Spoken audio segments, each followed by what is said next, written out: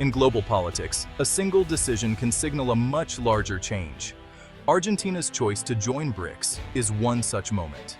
For decades, the world followed a script written by the United States and its Western allies. Now, Argentina, a major South American economy, is exploring a new path. Countries are seeking new partners and building futures not solely dependent on the West. Argentina's decision is a clear indicator that the global South is rising, demanding a greater voice in how the world is run. Argentina's entry into BRICS is a sign of this transformation, raising questions about the future of American leadership. It's a development the world is watching closely. To understand Argentina's move, we need to understand BRICS. Originally an acronym, BRICS became a political and economic bloc when South Africa joined in 2010. These countries are diverse but united by a desire for a greater voice in global affairs. BRICS created its own financial institutions as alternatives to the IMF and World Bank. With recent expansion, BRICS now represents a huge share of the world's population and economic activity. It's a powerful coalition from the global South. BRICS favors many centers of power, not just one. The expanded BRICS bloc challenges the dominance of the West. For Argentina, joining BRICS means access to new markets and influence. To grasp BRICS' significance, compare it to the G7, the club of the world's wealthiest democracies: the US, Canada, France, Germany, Italy, Japan, and the UK. The G7 has long set the global agenda, promoting free market capitalism and liberal democracy, often attaching conditions to financial aid. Critics say this model imposes a one-size-fits-all approach and serves wealthy countries first. BRICS offers a different vision, rising powers from the developing world, united by a desire for sovereignty and a more equitable system. Its members range from democracies to authoritarian states, but all champion non-interference and fewer political strings on loans. This approach appeals to countries frustrated by Western conditions. The competition between G7 and BRICS is a contest between a unipolar world centered on Washington and a multipolar world with many power centers.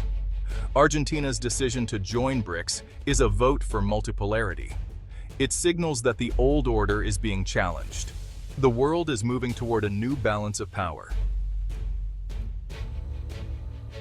Argentina's decision to join BRICS is rooted in years of economic and political frustration. Decades of debt crises and tough IMF conditions have left many Argentinians disillusioned with the Western-led financial system. BRICS offers an alternative access to capital for infrastructure without harsh policy demands. For Argentina's agricultural sector, joining BRICS means access to vast new markets in China and India, reducing dependence on the US and Europe. Politically, it's a move towards strategic autonomy, asserting independence and building alliances beyond Washington's orbit. By joining a group that includes both China and India, Argentina can pursue a more balanced foreign policy. This is the essence of multipolarity: more options, less pressure to pick sides. Symbolically, it's a break from the past, claiming a seat at the table as an equal partner in a new global configuration. The move resonates across the global South, signaling the end of single-power dominance. Countries want a say in global decisions, not just to follow orders. For Argentina, BRICS is a strategic step toward shaping its own future. It's about national interests and a new global role. Argentina's move into BRICS, along with other nations, challenges the US's long-held dominance. The expansion of BRICS signals the end of America's unipolar moment, introducing a credible bloc that can contest US influence. Economically, BRICS nations are reducing reliance on the US dollar, exploring trade in their own currencies.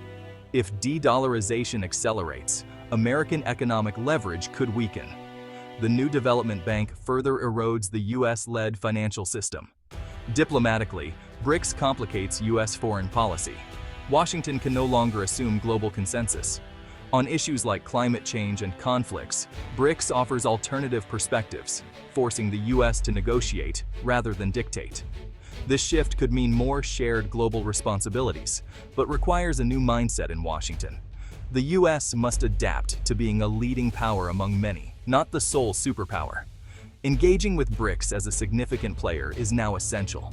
Argentina's decision is a wake-up call. The world has changed, and US policy must change too. Argentina's pivot to BRICS is part of a broader trend. Global power is shifting away from the West. Economically, BRICS has overtaken the G7 in purchasing power, with China and India leading in technology and growth. This economic shift is fueling new political realities. Diplomatically, countries in the global south are more assertive, refusing to take sides in conflicts and pursuing independent policies. New institutions like the Shanghai Cooperation Organization and regional trade agreements are creating alternatives to the Western-led system. These networks give countries more options for trade, investment, and security, reducing reliance on the US and its allies. The competition now extends to technology and standards, with China promoting its own through initiatives like Belt and Road. The world is fracturing into different technological and economic ecosystems. This competition over rules and infrastructure is a key battleground in the emerging multipolar order. Argentina's move is just one piece of this global puzzle. The diffusion of power is reshaping how the world works. The old order is fading, and a new, more complex system is taking shape. The implications are global and profound.